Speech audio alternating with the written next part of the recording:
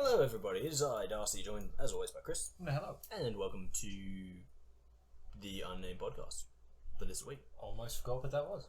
The week of Easter, if you will. It is, yes. I'm pretty smart. I remember things. Welcome back, and as always, this is another week. Another time of us sitting here talking rubbish for roughly an hour-ish time. As people randomly walk through the room, but you never see it. I do a lot of work. What was Channel news. We always start with channel news? What is the channel news? Hitman came out today, one of your Hitmans. I'm particularly proud with the edit on it. Okay, good. Because look, it was something. I cut it at a good point. Okay, yep. Lots to be proud of on my behalf. Not mine. To be fair, I think you actually look somewhat competent in the first half, but I could be wrong. The second half is definitely the incompetent point. Oh yeah. Bub. Hey, and we're back, I think. Yes, It so, is counting, yes. Hitman, yeah, that came out. I'm aware That's the competent one. What else came out? Please Don't Touch Anything came out this week. That's the one with where I'm in control. Yes. Followed by the one where you're in control. Do they seem less competent, but I get just as much done. He does. So that's come out. So the 2 part 1s came out this week. Yes. Maybe their part 2s will come out next week. Yeah. Kind of depends how lazy I am. Channel news. You might put new some subscriber. videos out. 2 part 1s came out this week. The part 2s are ready to go. Don't you like? Oh yeah. Just really waiting for me to put them out. Do you know how hard that was to look at the light? Yeah. See, literally in the time since I said that, which for you is nothing. There's been several breaks since we started this podcast, and in that time, I have managed to slice open my finger, Yeah. which is fun because it's literally been 3 minutes of filming. I'm the accident-prone one. No, it happens to me all the time. Maybe I should stop wearing these pants. Yeah. Maybe. But yeah, so Right now, though, it's weird. channel news is pretty much everything is, we got lots of part 2s there. Very few part 1s. I think there's like one single video where it's like standalone, but Who's that? Overwatch. Oh yeah. Yeah. So okay. So we've got some stuff coming out. That's a lot of part 1s, a lot of part 2s. So yes. Please stay tuned. Normally, I know we used to drop things like part 1, then part 2, like the next day or the next release. Yes, but I'm waiting. Keep them in suspense. Well, there's that, and it's also just kind of like, considering like we only have really 2 releases a week of everything other than the podcast. Yeah. It's kind of like I don't want to just put out like The same thing every time. Yeah, especially considering quite a bit of what we've got sitting in the bank at the moment is Hitman related. So it's like, I don't really want to drop that all in one chunk. So it's just kind of like, it is all there. You will get to see the conclusions. It's just we're playing around with the releases. Yeah. Seeing what works. Yeah. New subscriber, that's always nice. As I said, I think, and I said this last time, but I'm pretty sure this time it's true. Yeah. We are beyond the people that we know now. I'm fairly certain. Yeah, so everyone we know is already subscribed. So this is someone we don't. Oh no, not everyone we know is already subscribed. Everyone we know and we everyone we've told. everyone we care about is already subscribed. That's for you guys. It's fair. I mean, I could tell Leanne what the channel is, and then her son's Not for children. Not for children. I always tick the box. Fine, they're in high Not school. for children. They're in high school. They're children. But the point is, the moment she mentioned it to them, they're like, "Oh, what's their channel name?" So- oh shit. So now that we've taken care of that, there is some addresses I need to make. Yeah. So first of all, this is a big one. Last week, I said that Activision was owned by Microsoft. Yes. Technically, at this point, it's not yet. Oh, so they're still. They're still buying it. However, it's very likely that they're going to get the pay. I mean, it's very likely that it's going to happen. Yeah. And I read a funny story because I've been looking into that because I was like, I know the $69 billion deal was said. Yes. I was wondering, but I also found out that it hasn't actually been signed off yet. So it's not yet owned by Microsoft, but it will be at some point soon. But yeah, I was reading the story and I found it funny because I was like, why Sony people should be happy that Activision Microsoft deal? And I was like, okay. First of all, I don't think it's going to change anything drastically. Doubt it. After all, well, they might make things. Bethesda is now owned by Microsoft, and that happened before Deathloop came out. Yes. But Deathloop was still a PlayStation limited exclusive. Yeah. So it's not going to change anything based on what is already planned. But I also doubt it's going to change anything moving forwards because... It's probably just going to lower limited exclusives and it's just going to come out to everyone. Well, Activision's never really done limited exclusives. They've really just done COD, Overwatch, and Diablo, and World of Warcraft, but we don't care about that because we're not nerds. Wait, that was Overwatch? Blizzard make Overwatch. I thought we were talking about Activision for a second there. Activision Blizzard. Oh, just Blizzard Activision. Yeah, okay. The whole company. It's one company. Yeah, it's one company. See, that I haven't actually paid a lot of attention to. It's good. I just got the games and played them. Yeah, so, but yeah, I just found it funny because I didn't read it. I just literally saw the thing. It was like, why Sony people should be excited about that? And I was like, I should have read it. I'm sorry, and I should have read it to see what this person's point was. Yeah. But I was like, I don't think it's going to change anything, personally. And more to the point, if it did change anything, it wouldn't really be. I don't think there's a possible way that Sony could be happy about the change, considering that. And this is something that I've read the other day. Call of Duty is generally the top selling game of every year. Generally, yes. This year it's been kicked off by Hogwarts Legacy, of course. Yes. But, and bear with me for this one, I think that has more to do with a bunch of fanatical Harry Potter fans than anything else. It's like George's girlfriend doesn't actually play. I've never seen her play a game until Hogwarts. Yeah. So, and don't get me wrong, that's a good thing. It's always good to expand the thing. However, just, as someone who's played Hogwarts Legacy, I'm not very far through it. I've still got a lot to play. I enjoy the game. I think it's very good. That's good. I haven't played it in a couple months. I haven't played it in a month. Yeah, I was going to say, I don't think it's been a couple of months. I haven't played it. I haven't played it for quite a while, but it's a very good game. It's a very competent game. It's got a lot to like. It's got some things that I'm just kind of like, okay, that could have been done better. But as far as it goes, I think a very competent game that made that world accessible to a lot of people. Yes. And more accessible. Possibly one of the few cases I can think of where we are actually seeing successfully a book turned movie turned video game without horrid movie video game tie-in kind of crap. True. To be fair, the Harry Potter games have generally, even like the movie tie-ins, have generally been pretty okay. Yeah, it's actually like never terrible. Yeah. But this one really takes it from, that's an okay game, to this is a competent game. This game stands on its own. You don't have to be a Harry Potter fan to like this. No, because I suppose it doesn't really follow anything. No, it's drastic, just that world. Here's the world. There'd be, that's a great way to go about it. There'd be hints to things in there, but I don't think it'd be anything major. Not even that. Like, okay, there's a few things like the headmaster is one of the headmasters that's mentioned a lot in Harry Potter.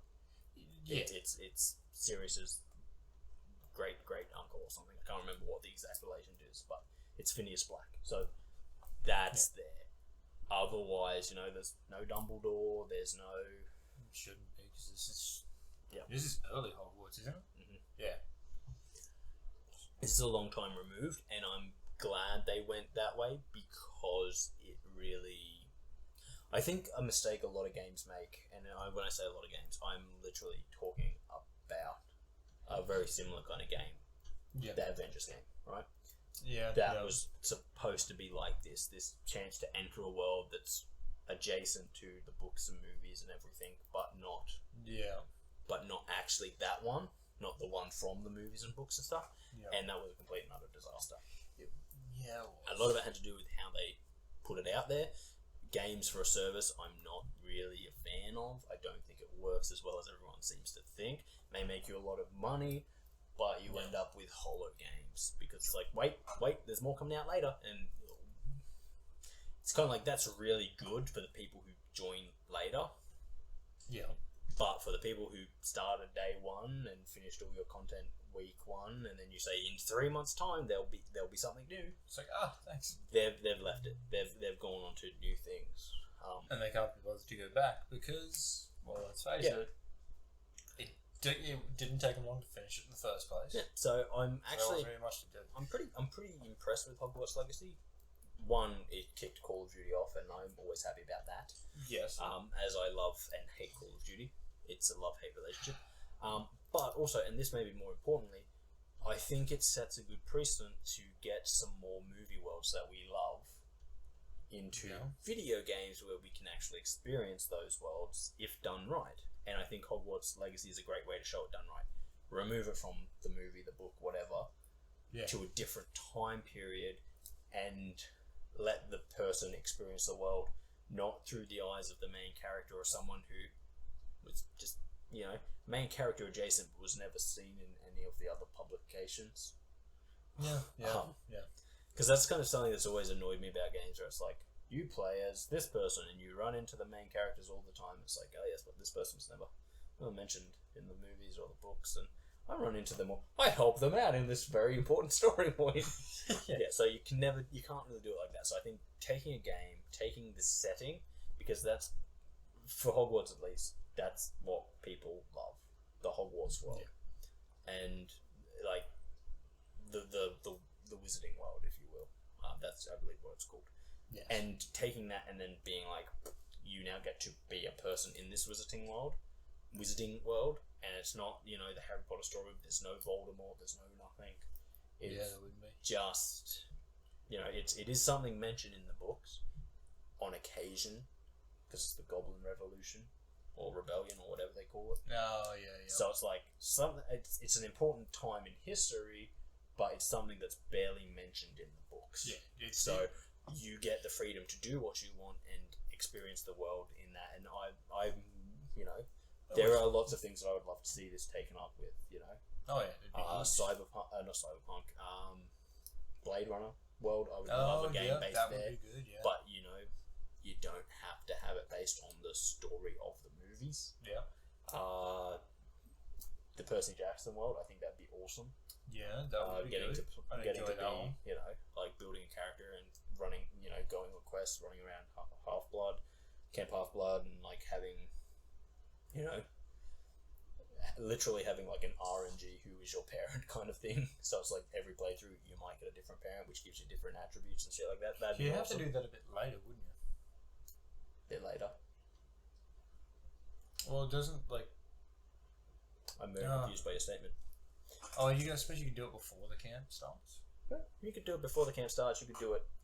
The camp's been there for a long time. Camp has, yes. But isn't there only a short time? Oh wait, no, that's right. Only never mind. The books literally revolve around one person being there. Yes. The whole institute's kind of been there for a while. Yeah, I was thinking more of that, like the sort of force field that they've got there. Which that's a short time thing, but there's not much between there. So I was thinking, the whole thing was after. It existed before that. Yeah, so that's the one thing I forgot, was I haven't actually read the books. I am currently rereading them because the new book comes out in September. Yeah. Well, I'm currently still going through. And I know it's young person fiction, but I'm just like, I really enjoyed it like 5-6 years ago. In fact, 10 years ago, because I definitely distinctly remember reading them in 2013 when we had the cyclone. Yes. So over 10 years ago, I really enjoyed the book series, and then I found out a new one's coming out, and I'm like, refresher. May as well. Refresher. Well, I'm still going through The Witcher? No, I'm number 4. Oh, okay. I put The Witcher down for a while.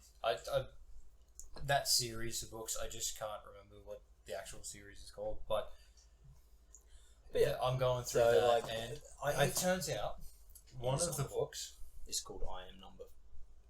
No, only the first one's I Am Number 4. Oh, that sucks. Yeah, it's because it's based on the main character who is number 4. Right. So, and there's 10 of them. There's not 10 books, but there's 10 of these legacies. Right. Not legacies. No, they're not legacies. That's the powers they have. Anyway. Whatever. Anyway, so turns out I went to go buy the rest of the books, and there's one that I couldn't find. That one's not in reprint at the moment. Ooh, that sucks. And I was like, oh, you fuckers. So I'm either going to go find a second-hand one, which apparently there's a store in a town that tends to have quite a lot there. Whether they'll have it, I don't know. Probably not, but there is a second-hand bookstore. Yes. Or buy it on eBay, where someone's probably selling it for like $2,000. Yeah, so I have to go to eBay. Because I did look on Amazon. No. Amazon, I can do it if I go through an audiobook. Oh, okay.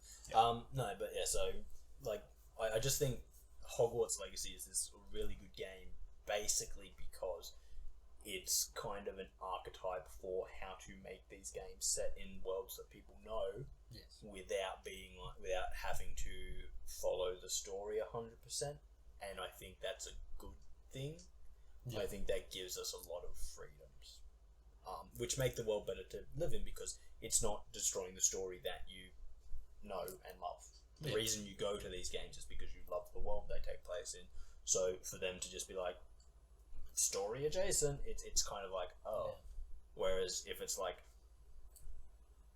this is something that happened in the past that was never talked about, and you know, as long as they pay proper respect to the IP, well, yeah, you get a really. I think Hogwarts is showing you can get a really good game out of it.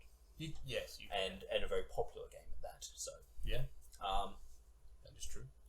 Yeah, so there's a few that I think could use this model to make some very interesting games. Probably my only gripe with Hogwarts Legacy that I actually have is that, and as someone who I haven't gotten to the end of the game yet, I don't know how it ends. I don't know if it's like a sequel baiting or whatever.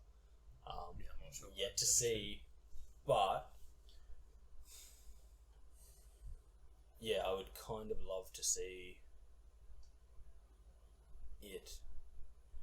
Like, the Hogwarts map is very, like, don't get me wrong, I like Hogwarts, it's just that, as I always say, true. I feel like it's a very narrow point of the whole thing, yeah, and I like to see things a little bit more expansive.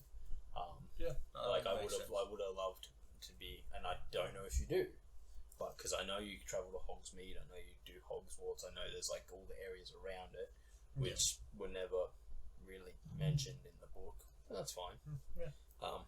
It's just, wow, there's some crazy dangerous stuff like just outside of Hogwarts' main gates. Like, well, yeah. You like walk out of there and there's just like fucking. I think one of my favorite ones is like literally just outside.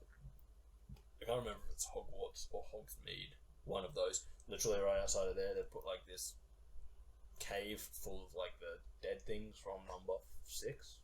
You know, like the reanimated corpses, things that you have to destroy with fire. Yeah. And I was like, pretty sure that would have been mentioned in the book. Well, you talk about dangerous things right outside the school. It's literally the Dark Forest. Well, yeah, it's like right fucking. But like, you know, the Forbidden Forest is dangerous, but this is like, no, these are things that are fucking like this is like right outside of a town. You're like, I'm pretty sure someone would have dealt with that. Pretty sure. Well, maybe they hadn't quite dealt with it yet at that point. It wasn't mentioned in the books because they had actually dealt with it. Maybe. But yeah, there's also things like there's no Shrieking Shack at the moment, so I haven't found it at least, which would make sense because the Shrieking Shack happened like you got that name later on. Yeah, there's some things that I really like about it. I kind of wish the map was bigger and encompassed more of the world. Yeah, you know, like I understand it's called Hogwarts Legacy, so it's like basically all just about Hogwarts. But I would have liked to see, and again, I don't know if we do get to see them because I've yet to make it to the end. But I would have liked to see like some things like the Ministry of Magic, Diagon Alley, yes, and that kind of area, explorable as well. Definitely and good. probably, I think the other thing that I'm just kind of a little bit about is the fact that it's like how the story goes about it. I don't know, you haven't played it yet, have you? No. So you start as a 5th year because that's when you get to start doing all the cool stuff in the Harry Potter lore. Yeah.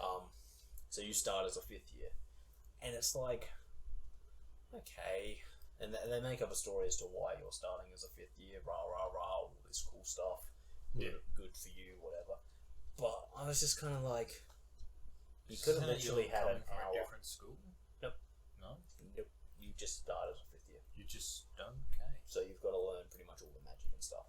And I'm like, okay, you could have done that kind of. I'm like, I just feel like you could have had like the whole kind of experience and been like, from the sorting and like had probably an hour or maybe a 2-hour opening bit where it was like you getting to 5th year.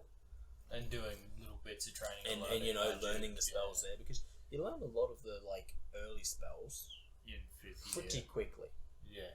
Like you don't, you're sitting there like, oh, you need to know this spell now. So, and then there's like, you know, you go and do stuff for the teachers, and that unlocks your other spells. But you learn a lot. Like they're not locked behind hours and hours of gameplay. If you just streamline it, you can unlock them pretty quickly. So I'm like, you could have had that at the start, like learning the spells and doing, because you've got a mini game to learn the spell once the first time you do it, and then after that it's just unlocked. Yeah.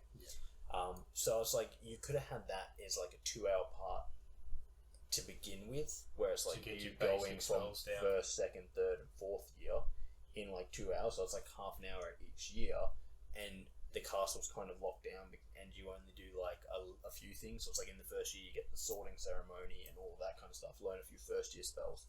And then it's like, it's almost like it's blurring through really quickly to get you to the thing, but it's like, which would be good, you know. It definitely would help out, because so it actually feels like you've grown up, like, so it actually gives the character more of a, they belong at Hogwarts feel, and I think that's one of the few things. So you still go through and do what they do in most other games. They did it in Darkside as well. How it's like, oh yeah, you know, you can't get it. You got to come back and get it later. Absolutely. You haven't learned 100%. You can have that, and you could also have the fact that, you know, to stop people spending hours and hours in this part that's not the main story, you could easily have them like had only parts of the school available while you were younger, and it's like as each year you're kind of locked into a different part of the school, because it's just like until the 5th year when it opens it up. Yeah, and it's like, and you know, you do the 5th year starting and all that kind of stuff.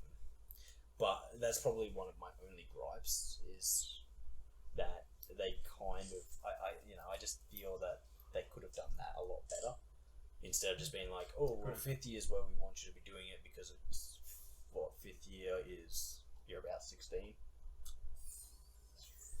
14. You start, 10 when you start? First year's 10, 11, 12, I can't remember. I'm trying to remember what age Harry was in the very start for his birthday. No, because it's 7 years. So you're 17 in your final year. So you'd have to be 10. Yeah, so in 5th year you're 15, 16, around that point. Yeah. So you're kind of in that mid-age teenager where you're a little bit more rebellious and you've got a little bit more freedom. So I understand doing that, and you know, like, because in the books and stuff, they're not really allowed to come and go to the castle until their 5th years as they please, like, and that's part of it. You're not kind of confined to the castle. You're allowed to go to Hogsmeade and all that kind of stuff. Yeah, because you need the permission slip to go to Hogsmeade, and it's only at certain points in 4th year. Yeah. But again, or 3rd years when they allow you, but whole Prisoner of Azkaban stuff. Shit, that's right. That was the. But you know, you could have done that, and so like 3rd year could have been the introduction to Hogsmeade. Yeah. So like, and like having just like short little sections for each of the years up to 5th year, so you kind of, you know. I'm assuming there's certain things you do in Hogsmeade. Oh yeah, there's like a lot. And there's a lot of quests and stuff, and Like, instead of just being like 5th year, now you're seeing what it is. Like you do it as a year thing. And so when you normally would go and like, so in the point of the game where I'm up to, I can do a lot of exploring, a lot of all of the side quests. I'm pretty much free to do what I want. I don't have to, like, up until about where I am, it was like next mission, because like I didn't have enough skills. I didn't really know what I was doing. I had to progress the story more to get to certain points and all this kind of stuff. And now I'm kind of at a point where I'm like, I can progress the story, or I can do all the side stuff, and so that's kind of where I am. And I feel that that point that I'm at could have been the start of 5th year. So now everything's unlocked. So it's like 3rd year does the introduction to Hogsmeade, 4th year, you know, you're learning spells and all. So like, you know, that kind of stuff. So it's instead of being like you're starting in 5th year, you did your sorting in 5th year, everything's happening in 5th year. It's like that bit of progression happens, and it's like you get to, you know, like you make your character for how they look in 5th year, but then they kind of just go like, this is how we'd imagine that would look as a kid. And kind of. That's probably one of my. There are games that sort of do that, where you've got like a scale where you can adjust your age. Well, so that technology is sort of out there, because you can make a character and then age them, which slightly. Not that you'd have to do much with that age. What was it?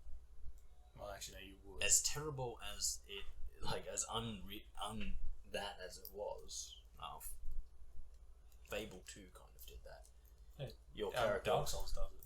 You choose. Well, no. I mean, your character in Fable 2, you play as an adult. However, at the start of the game, you're a child. Oh, okay, So it's literally like they do the time gap, and the child. I can't even remember if there is an actual thing, but the child is pretty much just what they go like. This is what you would look like as a child. And you know, relatively fine with that. And with the way that they have games now, you could easily do that. All the stuff you make, all the stuff you make for your adult version, you literally say, if they have a beard, take away the beard, and the rest can stay the same. Just scale it down. Simple. Especially considering that being Hogwarts, they've already got small children running around and stuff. It would just be a scaling thing. So I kind of feel like they missed a trick there. And if we were to see other kind of games, especially as I was saying to you, the Percy Jackson one, that'd be one I'd be super interested in making and getting, like, having been made, because I think that'd be really fun. The movies aren't great. The books are actually a good read. Much better than the movies. Yes. And you know, like, that happens a lot with books to movies anyway. So I kind of half expected. But like, you know, you could definitely have progression in that. So like, you start off, because in the books they like say something about like most kids get there when they're 12, right? So it's like they try or 10. I can't remember. I literally just read it like 2 nights ago, and I can't remember. But it's like early kind of childhood, and it's like can't really do much there, but you could have that progression. It's like the learning about the actual, and as I was saying, if they were to make like a game like Percy Jackson, you'd want more than just the camp and like a mission area that's a forest or something. You'd want things like the underworld, Olympus. 100%. A few of the cities, because we know they talk about like you don't have to have the whole city, so let's not go crazy. Not that we couldn't. We live in the world we live in now, where you can model up pretty cool things, but smaller, more alive worlds are better than Grand Theft Auto 5 style giant empty worlds. Yes. But you know, like you could have like a few of the areas that are important. So like I said, Olympus, Underworld, Camp Half-Blood, maybe some kind of, you know, other areas. I'm thinking, you know, like I have to read books to know the other areas, but like a ship kind of level, so that you're out at the sea, maybe an underwater level. You know, stuff to kind of a few extra places you can go and visit to do stuff and quests and all that kind of stuff that aren't necessarily taken straight from the books, but you know are in that kind of area. And you know, as I said, I would really love that, but you know, I wouldn't want them to do what they did with the Percy Jackson. Sorry. With Percy Jackson, where it's like, oh, Percy came in as a 12-year-old. Well, I wouldn't actually mind that. because there are 5 books, so it's 5 years of him. So so even though he comes in as a 12-year-old, like, you know, you could come in about the same age, but I wouldn't want it to all be, you know, basically I'm saying they don't have to be like, oh, to do this exciting stuff, you need to be a teenager. So you're coming in as a teenager. I'd like to, like, if they did do that, it would be something where it's like, it's a summer camp, so it's like you can literally do like that kind of 2-hour opening I said, getting them to the point where you learn that, and it's like, for the first stuff, you probably wouldn't even need to leave the camp. For the first 2 hours, you're not leaving the camp and just being like, each one's a different, like, half hour for each summer, until you're like 16, 17, 15, whatever the age would be. Yeah. What's 4 plus 12? 16. You'd be 16. Yeah, no, that's fair. And letting you take the whole map and being nice, like, you know, so like you could have like introduce Olympus, introduce this camp, introduce what you can do at the camp and all that kind of stuff. As they're younger. To introduce Olympus anyway? Really? Unless that was going to be a new rule. No, even in the books they mention that they've been there a couple of times. Okay, so they do go there. Fair enough. I just thought that it was like a thing. It's more of a field trip area, but... okay. They've never, you know, they don't go and talk to them. They don't go and chat to them. Hey, how's it going? Yeah, but because they have been there to see what it's like, you know, because it's more than just a big room with the gods speaking. It's like a whole kind of Mount. Yeah, I knew that. Mount Etna could be involved as well. So there's a lot of cool stuff that could be happening there. And but as I said, you'd want it introduced bit by bit as progression instead of just kind of being like, you're full, yeah, just go do whatever you... Because that's kind of, as with the Hogwarts one, that's the one thing that always bugs me about it, because I'm like, I kind of wish that they'd taken the more traditional Hogwarts thing and just like shortened the years into small tutorial type missions and being like, and instead of just being like, you're a 5th year, because it feels really weird, like, you're a 5th year but you're learning this first year spell and you're just kind of like, But I suppose prior to, they've only ever done games for Harry Potter that are based on the years. That are based on specific years. So they've sort of just jumped straight to it. That's kind of my other issue with Hogwarts Legacy. And again, I haven't finished it, so I don't fully know. There's a lot I still have to do, but it's kind of a game I don't know, I just kind of feel like it's one of those ones where it's like, if they limited it too much, it really takes away its playability, if that makes sense. And it's like, you know, like, I would have even been happy with a game, literally, I would have been happy with a game where the first half is you at Hogwarts, and then you're an adult. Because from what I've seen, and again, I haven't finished, but from what I've seen, you are pretty much trying to end the Goblin Rebellion. Like, you're like the #1 Goblin fighting force. Because you have...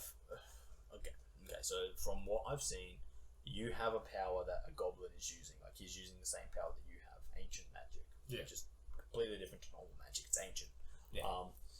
And so the Goblin's using, like, this corrupted form of Ancient Magic, and you're using just the Ancient Magic. It's not corrupted, it's not good, it's just what it is. So it's kind of like, you're the ideal person to fight him, because and again, from what I've seen, you can go good and bad, like there's good and bad choices you can make. So you don't have to be the upstanding hero, you can be a dick. I like that. But again, it just kind of feels odd for it all to be taking place on like the shoulders of a 15-year-old. So I'm like, for a lot of the more, you know, goblin fighting stuff, I think it would have been better if you were like an adult. No, that would be. It would actually be smarter. I mean, again, it comes back to that whole thing that they left it up to a student to do the whole. But as I understand the Hogwarts thing, so I was like, you know, it could have been a lot. My own personal feelings is it could have been a lot more interesting to have like the learning. So like the first half of the game, the learning the controls, the learning how to do everything and stuff as a student at Hogwarts, and then possibly something like the second half of the game, you're an adult, you've come back as a teacher at Hogwarts, so you still get to explore Hogwarts, but you've got that more freedom because you're a teacher. And when you go off and like do things like fight the goblins and stuff, it makes a lot more sense than a 15-year-old doing it. Yeah, because it's a teacher trying to protect the students. Yeah, so I feel like they've missed a trick there. And but again, so I put it down to the whole thing that with the Harry Potter side of things, it's a lot of stuff was left on Harry's shoulder.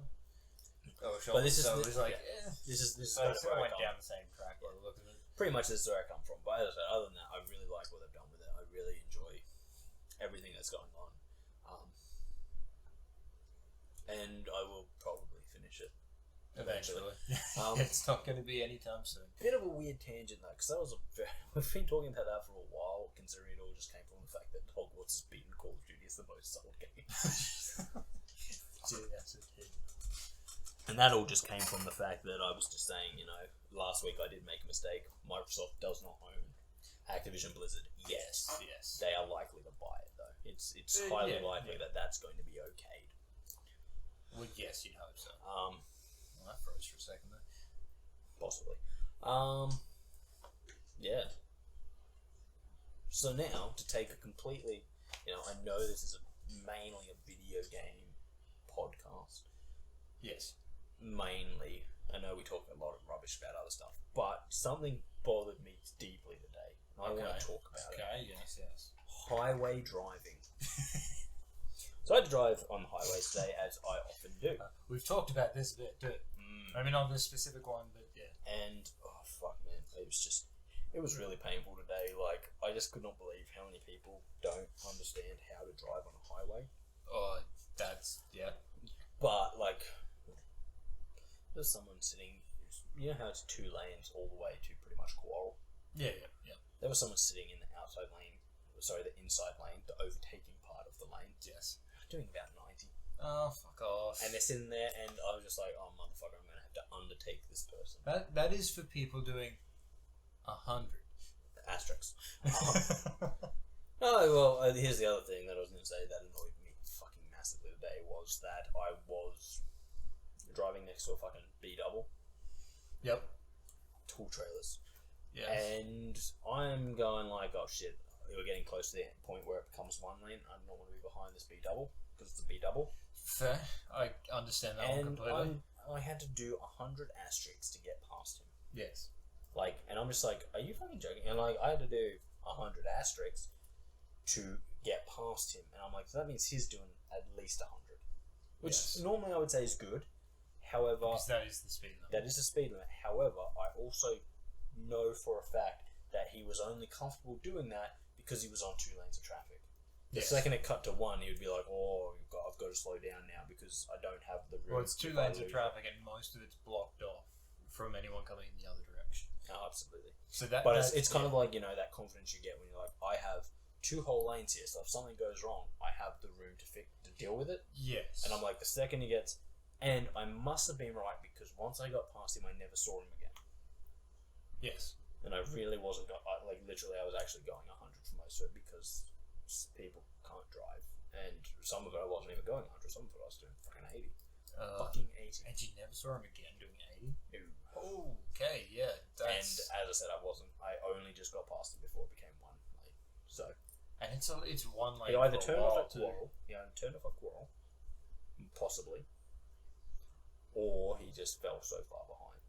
Because once he was off the 2 lanes, I've got room to maneuver. Yeah, because it becomes 1 lane this way. 1 lane. Yeah, and as I said, good for him for driving the speed limit. But really, if a car's trying to overtake you, slow down. Slow down. And when I say doing the speed, he was probably actually doing about 110. Well, let's face it. I had to do 120 to get past him. Let's face it. Technically, as soon as you're beside him, he legally has to slow down to let you pass. Yeah, I know. But that was the other thing, because I have something to address to you, specifically about what you've told me about driving that highway, how you do it. But how I do it, I'm driving behind this person, right? Yeah. They are doing probably 110. Yeah. Good speed. Yeah. I'm sitting behind them doing a bit over 100, probably like 102.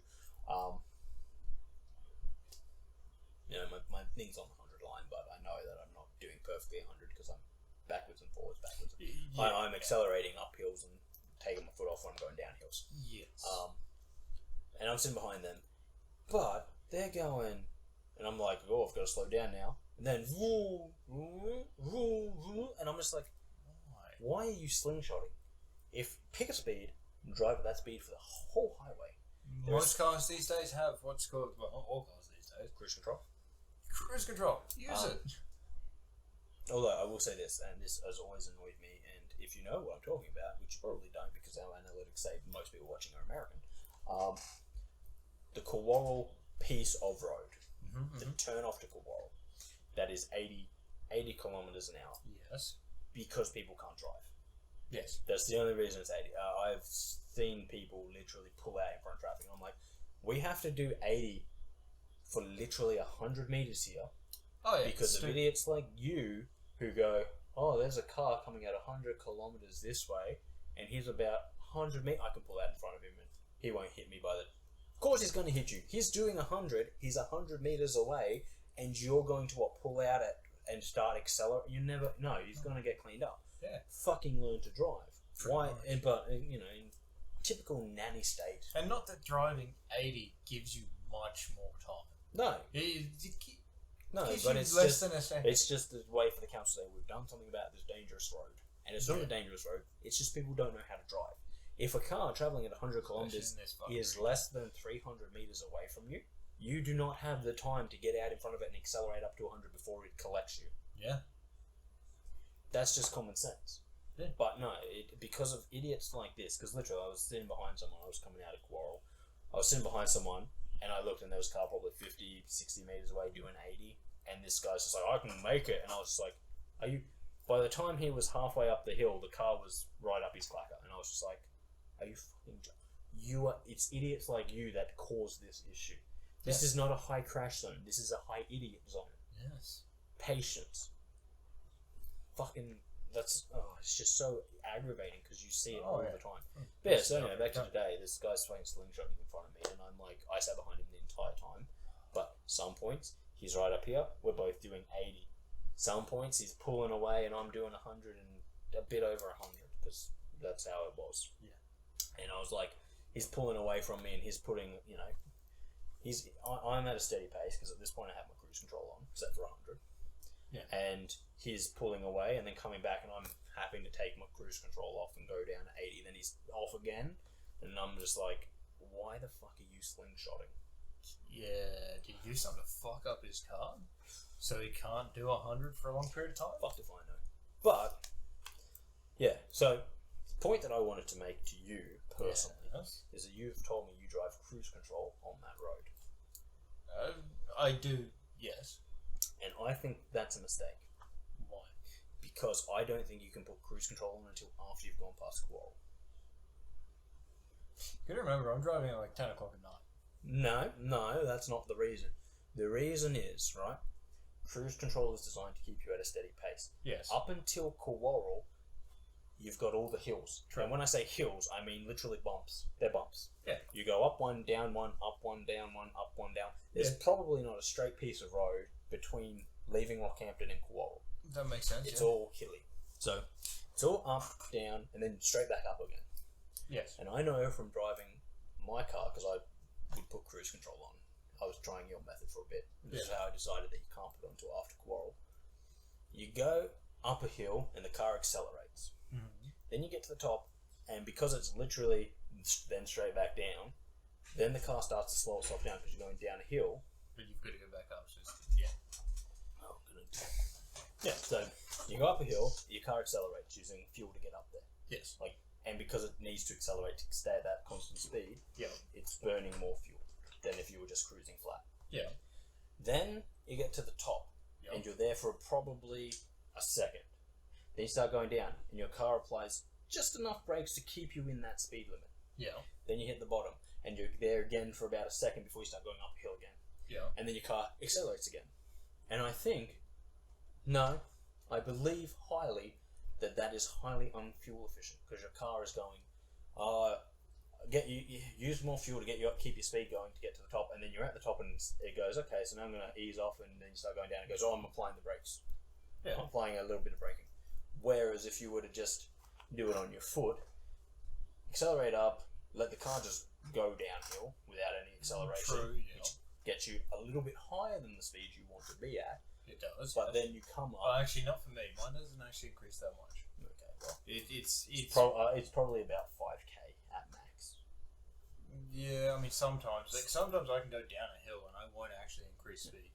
Well, that's possible too. Yeah. But then you go, as you start going up, because you've let the hill carry some of your momentum and a bit of extra speed, you don't have to accelerate as hard to get back to keep that speed constant. Yeah. You just a little bit, and then whereas the cruise control goes, accelerate you, brake you, accelerate you, brake you, accelerate you, brake you, and and that's almost constant all the way to Kawarl. But then after Kawarl, it's pretty much flat. I honestly feel like the car does a bit of that normally when I'm not. I have said, and I actually stand by this because I've paid attention while I've been on cruise control. Yeah. Right in front of that petrol station. I don't know what they've done with the tarmac, but it is super sticky. It literally scrubs about 20k an hour off you if you are just having your foot on the accelerator. If you're not actually paying attention to what speed you're doing, you'll be doing 80 in an instant. You drop to 80. Yeah. Pretty damn quick, and I mean pretty damn. It's like over 100 meters. You drop from 100 to 80. I'm just like, because when you've got your cruise control, you actually hear your engine go as it accelerates you over that stuff. And I'm like, I don't know what they've done to the tarmac there. I don't hear it. You should. I don't, because I don't have to actually. My car doesn't actually have to give much to fight that. It's fine. It's just the fact that I can hear the change when it's accelerating to when it's just kind of cruising. I suppose I can hear the different engine tone. Given there is actually a different reason as to why I can't hear it. But I can tell the engine tone is blasting cruising. my music. If none of you could gather that, I can tell the engine tone cruising to now I'm actually accelerating again. If I had my music off, I can tell that. So, but on that sticky part, it always starts accelerating, even though it's like a flat piece of road. But after Kawarl, it's pretty much. I think there's one hill. I think so, something like that. One hill between where the speed limit actually drops back down. Yeah. But everything up until then is just constant hills. Yes. And I go, and I do believe that for that very first section, it is more fuel efficient and better if you were to drive on your foot other than cruise control, because you can better control it better. Yeah. You can better control what it's doing, because I noticed it like the first time to cruise control. I went, wait. I'm like, slight braking while I'm going downhill. I'm like, that's just not on. It depends on the hill. Some hills are long enough that you'll actually increase speed by about 20 k's. Look, okay, there is one hill I know of that will absolutely skyrocket you over the speed limit. Yes. Out in Yeppoon. Yes. And it's like the speed limit's 70, and if you don't have ample braking on. Actually, so if you actually hang a right at the main roundabout and head towards Emu Park, there is actually a point out there that does the same thing. It's the one there. Yeah. But no, there's one hill out the back of Yeppoon where if you are not actively braking, it's a nice piece of road to be doing 100 on, but speed limit is 70 from the top of the hill to the bottom. Without braking, you're probably doing about 110 kilometers an hour from just the gravitational force. Yeah. And it's like, I really don't like that hill. As if the road's nice, I would hate to be caught. Which hill that is? I'll show you next time we're out there. But I would hate to be caught by a cop there, because I have actually had to apply my brakes properly on that hill once, and because it's a curve, it's like, and you're just like, oh fuck, I don't want to be braking on a curve. Is it one of the ones that go along the beach from? No, it's further back. Okay. Sort of. It's like the back of the hill. From the top of it, you can see the beach pretty easily. Okay, fair enough. So it's kind of like the back of the hill. But as I said, you'll be doing 110 by the bottom if you don't apply any braking, and it's a nice piece of road. It probably should be 100, except that the fact that now there's houses out that way, so it's like it's residential. It's like, but yeah, if you don't brake on this hill, you are literally going super fast, like almost 30k over the speed, almost 40k over the speed limit by the bottom of the hill. Yes. And you're just kind of like, cool. So my options are 40k over the speed limit, or some serious braking on a road that kind of wants to throw me.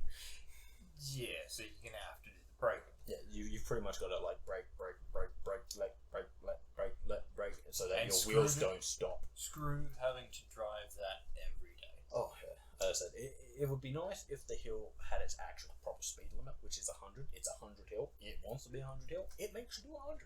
Yeah. But because unfortunately that hill will just wear your brakes real quick. That's why I would hate to do that every day. But yeah, as I said, like that's one of the points. So I'm just like, yeah, like, and you can see a few people have come down it, like yobbos have come down it and gone. Oh, because there's big skid marks, like the really bad I've lost control of my car skid marks, right down where it flattens back out. Yeah, it's like, which coincidentally, I say coincidentally, there's no coincidence about it. It's also a school zone when you come off the bottom of the hill. There's literally a school right next to you. I'm trying to think of where the hell this is. South Las Brennan's. Oh shit, yeah, no, I rarely ever go there. Yeah. It's like St. Brennan's is the start of the hill, and St. Benedict's is the end of the hill. Okay. So it's like in between these two school zones is this hill that literally wants you to do 100. Okay, so I can see why it's 70. Oh yeah. As I said, this school. It's definitely in a residential area, but yeah, that's just poor planning on their behalf, because this hill wants you to do 100. It literally, if you were to go down it, without an engine, you would be doing over 100 kilometers an hour coming down it. Yeah, because there's a point I said hanging right out of the roundabout, heading towards Emu Park. There's a point where it drops to 80. Yeah, and it's right as that's Old Tenby Road. That's the name of it. Yes. I think it's right there, and then it's straight down to a hill. No, it's actually before that. It is before that? Yeah. Okay. Because you come this really no, but it's still 80 as you go down the bottom of the hill, though, because there's a turn off at the bottom. There's another hill. There is a hill there, but like the 80 part isn't. It's one of those brief ones because of a turn off. I've gone. Yeah, I know exactly what you're talking about because I drive that route all the fucking time. Yeah. But I've never going that way. I've never increased that much going down that hill. Yeah, the hill that I have is the one that's like right at the start of that road. Where it's like. Oh yeah, that. And if you want to go 100 up it, you're like, especially in the tiny Barina with its tiny engine, you're just like foot to the bottom of the floor. Yeah, don't do that. Yes, I know. Yeah. But again, I think I've only actually personally driven that road while I've had this car, so I've never done it in a different car. But as I said, like that's. Yeah, so anyway, I was driving it today and I was just like, gotta tell Kris he's being very inefficient with his petrol by letting his cruise control do this. You do realise that's still far more fuel efficient than me driving in town, right? Well, yes, but that's mainly because you're an idiot. I wouldn't say an idiot. But, as I said, I was just cruising along there and I'm like, I just noticed the first time I had my cruise control on, I'm like, this first part up to Coral is so inefficient fuel-wise because your cruise control goes speed up, slow down, speed up, slow down, speed up, slow down, speed up constantly. It's not even a thing where it's like you do it once. If you did it once, it'd just be like, it's all good. Yeah. But it's like every time you get to the top of the hill, you're then going downhill. Every time you get to the bottom of the hill, you're back uphill, and your car's just going, I will chew up all this petrol. That's what I shall do. Yes. And that's only an issue because of how fucking expensive fuel is at the moment. Yeah, no, that's fair. I filled. I probably should pay more attention to that at the moment. Exactly. That's why I brought it up with you. I filled the Marina the other day. It cost me $81. Oh, that would be nice. No, you say that's nice, but that is. For the fuel you're using, that is 90. That is 91 in a 40-litre tank. It's not. And I'm just like, that's ridiculous. It is. Because I'm at the height of the pandemic, $40 to fill my tank. Yep. Now, double that. I'm up to I think I'm up to 140. Yeah, it's ridiculous. Yeah. Fuel prices are ridiculous. I do have an extra 30 litres, but 140 end up using a more expensive fuel. But it's when it used to be to fill up that, it's like it was always less than 100, always. Mm-hmm. It's like $80 was I think the lowest I've had it at, and then high 90s was about it, and then all of a sudden all of this started happening. It's like over 100 every time without valve. It's never going below. And like that's a fair whack. Like, in reality, that is. I know I'm wrong. I fill up once a fortnight and that works for me. No, yeah. But... Well, I have to fill up every fucking week. Yeah. Because and that's ridiculous for every week. Which is like, you know, if I'm lucky, I can get it for about 65. Yeah. I might go... So some weeks, sometimes I'll go like a tank and a half for a fortnight. But like... That's a rarity. But... I'm like... Yeah. You know... Well, sometimes I actually have to fill up twice a week. Yeah, that one's rough. But you know, like, because if I fill up on like a Monday, come Friday, I'm like, you probably need more to get. I'm like, oh shit, you know, I probably have enough fuel, but I'll just fill it up. But then the next week, 100%. If I was doing what you're doing, I would be definitely filling up twice a week. It wouldn't be a question, and unfortunately, because of the cost of it, I don't think I'd be able to afford it. Well, yeah, well, that's about 300, almost 300 a week. Well, that's kind of what I was saying. Like, because like if I have to fill up at the start of the week, I probably should fill up. Like, I probably don't have to. I could probably get away with it. Yeah. But I would rather spend another $60 odd. I'd rather it be $120 a week on fuel alone, and make sure I'm not stranded somewhere on the highway of Yeppoon. Yeah, which is pretty shit. Or even further out. So, you know. Well, you could have... Worst case. And the other thing is, I do never want to have to fill up in Yeppoon because fuel prices there are about 20 cents more. Yes. And I'm just like... Yep. The price you pay to live on the beach in a shitty town. You pay more because you're close to a beach. There's something else I was thinking about Yeppoon the other day that I found funny. Oh, actually, I do have something to tell you about Yeppoon that I found really funny. But before I do that, I just want to finish this thought. Yep. If I fill up Monday, I fill up before Friday or on a Friday, and then the next week I might not have to fill up until about like Thursday. Yeah. And so it's like two 1 week and then one for the next like 2 weeks. It's like so it's about 5 times a month. Because I'm on days off at the moment. I don't think I'll need to fill up till probably Sunday or Monday. So I should be good because I've only got to work tomorrow. That's it. And you won't be going.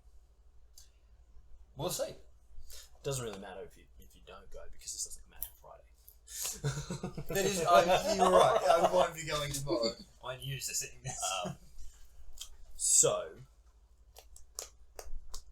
Yeppoon. There was this really funny thing I noticed today, and I don't know why I only noticed it today, but there is literally a set of traffic lights there for crossing the road.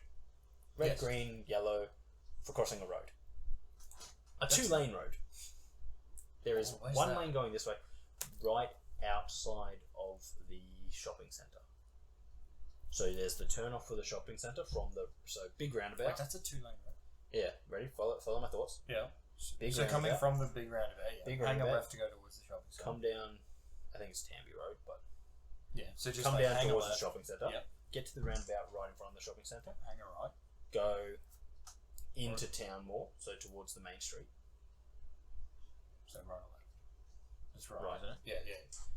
And then turn off. Then McDonald's, where you turn off into McDonald's in the shopping centre on that road. Just keep going.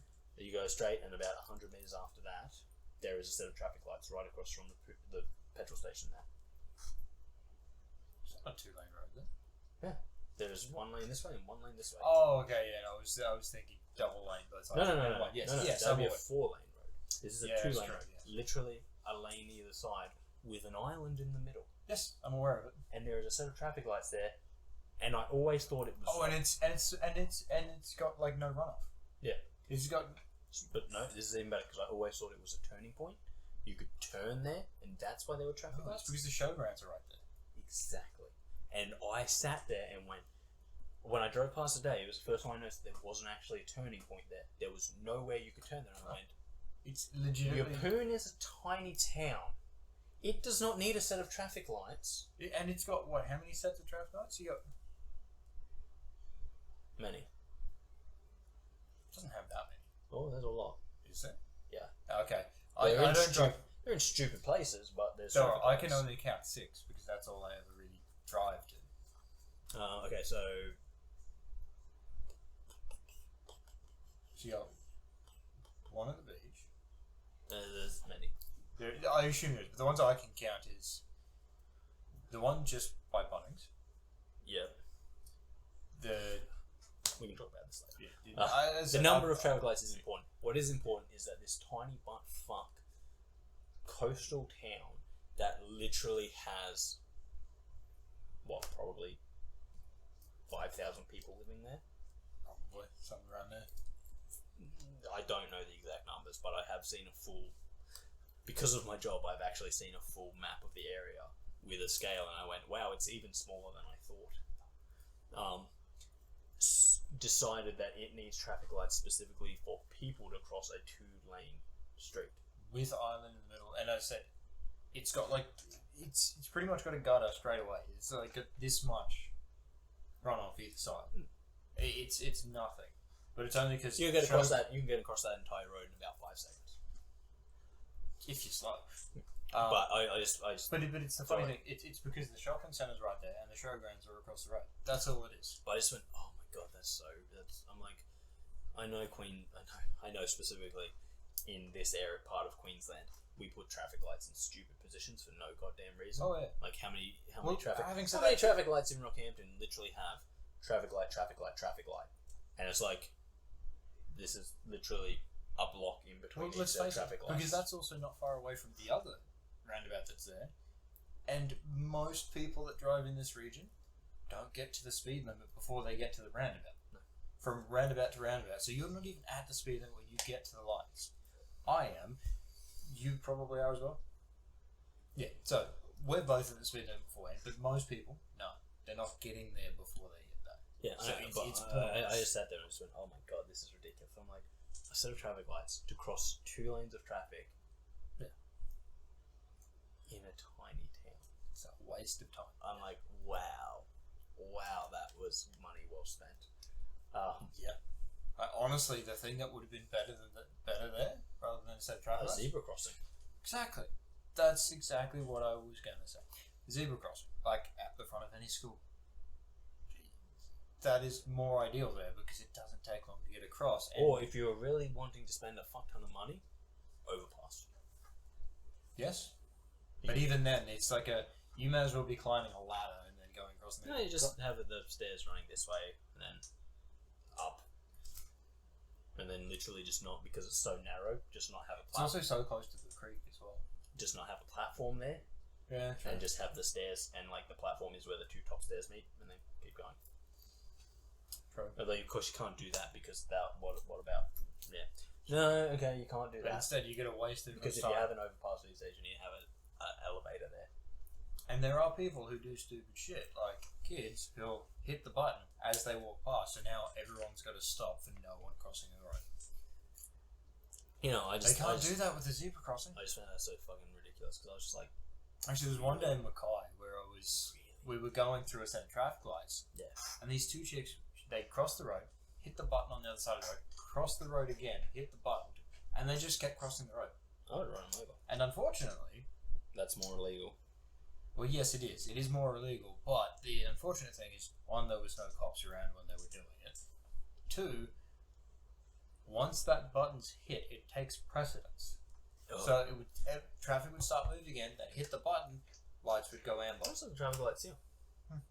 That is literally like the traffic lights just outside my house. Yeah.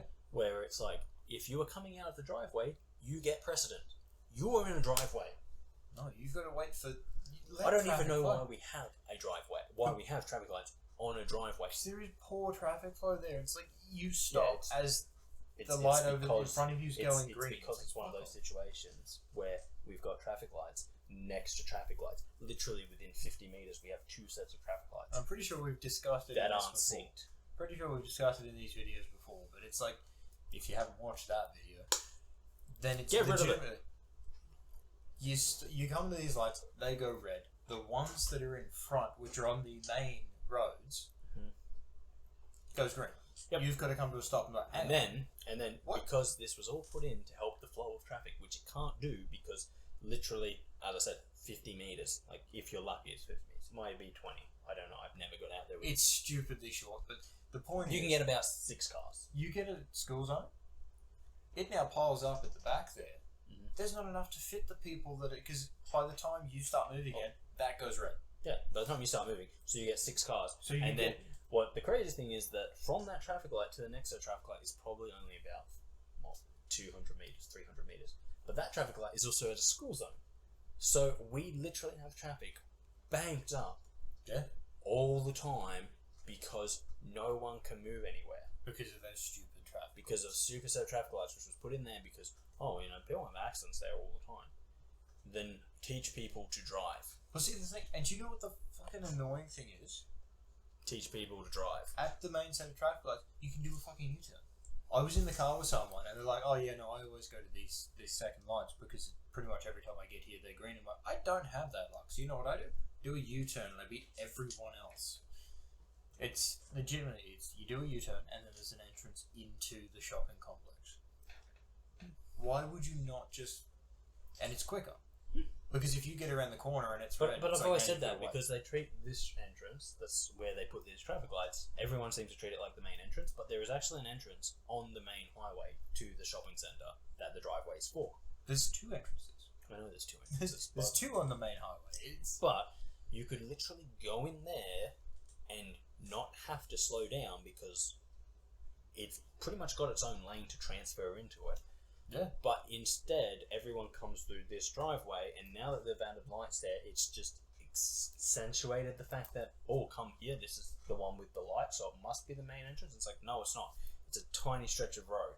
Seriously, and all the time now, traffic is backed up there because the driveway gets precedence, and there's literally about a 20 to 50 metre stretch of road. So once about 6 cars are there... But also, having said that, the driveway gets precedence even when there's no one there. Yes. There's no pedestrians that have walked past because I do that drive at 6:30.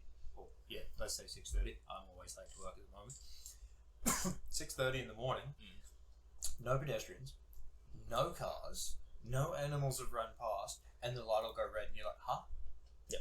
What? There's no one in the turning lane because that shopping centre complex doesn't open for another 2 hours. I could have fixed all the problems they had there without installing traffic lights. You know what I would have done? Put an island there? No, I just would have connected the islands. And if you wanted to like come in, one blocking it off. Yeah, I would have just connected the 2 islands and said, if you want to go in there, you come this way. Otherwise, there's 2 entrances that way. Yeah. Because the thing is, and what you would then do, and it's...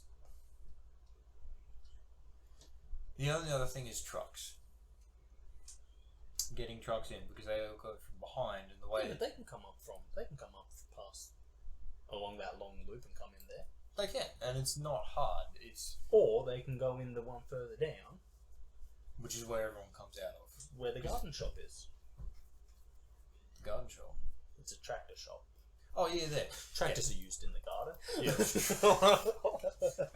So, you go down there. Yes, your trucks can go down there, but cars can only go one way.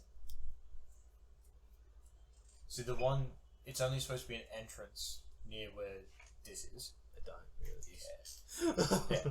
But I all you would do is then I would have just change the truck. I would have just made it so that that if you want to go in that way, you have to be coming this way, and then you can turn in there. If you're coming this way, don't bother, go that way. Yeah. And that would have fixed all the issues and not made a shit show.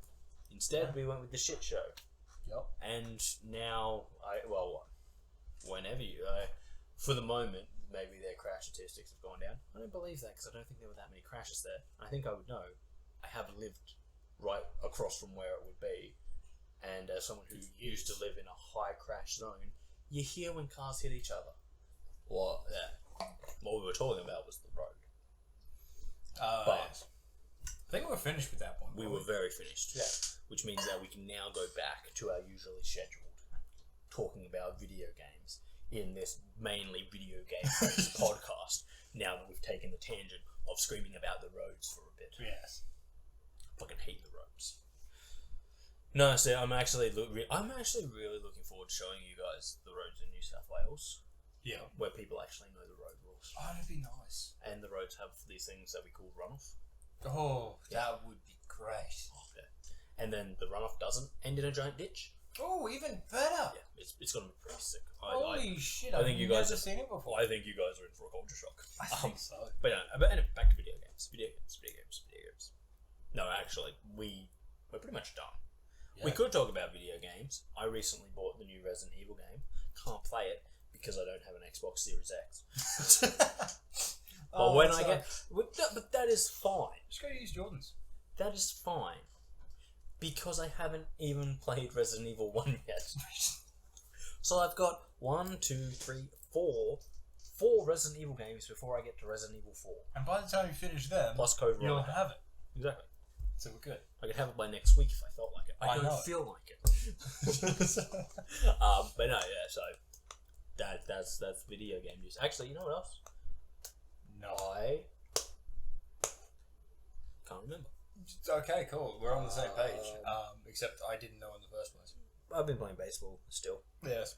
It's a very fun game. It crashes less now. Oh, that's... I don't know if that's a... they haven't done anything. Like, I haven't seen an update or anything. It just crashes less. I feel it just... I feel it may just crash because it's being temperamental. Yeah, I mean, there could be, like, a certain thing you're doing. And, like, a certain combination of things. I don't think so, because usually is a camera change. The camera changes a lot. So it'd be like a camera change from this camera to this, and then you'd see both images, and then it would crash. It's like I told you a while back, it's like in Darksiders 2. The combo that I did, which had the most hits and did the most damage, Pansy. It would crash the game after doing it about 3 times. Pansy. What the fuck? When I played Darksiders 2, I was one hit, then you back away. It's a sporting fight. What? One hit, then you back away. Why the fuck are you doing a sporting fight? Turn-based combat. No! That's not what that game is at all! Boom! And then you walk back. So you do the minimum amount of damage every hit. Oh, that's not the original, what were they called? Final Fantasies weren't they? They were turn-based for the original, hit for 1 damage, then walk back and go, oh shit.